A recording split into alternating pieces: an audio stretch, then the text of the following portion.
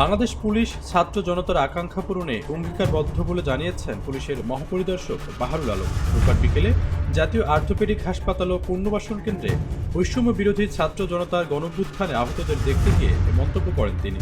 এ সময় আইজিপি আহতদের সঙ্গে কথা বলেন এবং তাদের চিকিৎসার খোঁজখবর নেন। এছাড়াও কর্তব্যরত চিকিৎসকদের সঙ্গে আহতদের চিকিৎসা সম্পর্কে আলোচনা করেন। আন্দোলনে অংশগ্রহণকারী সবার ভূমিকা শ্রদ্ধার সাথে স্মরণ করে আইজিপি বলেন, তাদের অবদানের জন্যই জনগণ মুক্ত বাতাসে নিঃশ্বাস নিতে পারছে। আইজিপিকে কাছে পেয়ে আহতদের অনেকেই তাদের অনুভূতি প্রকাশ করেন। আইজিপি মনোযোগ সহকারে তাদের কথাও শোনেন। তিনি এ সময় দুঃখজনকভাবে ঘটনায় দায়েরকৃত মামলাগুলোর দ্রুত তদন্তের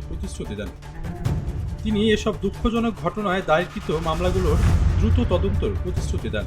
পরিদর্শনকালে নিটের পরিচালক অধ্যাপক ডাক্তার মোহাম্মদ আবুল কিনান সহ সংশ্লিষ্ট চিকিৎসক এবং ঊর্ধ্বতন পুলিশ কর্মকর্তারা উপস্থিত ছিলেন।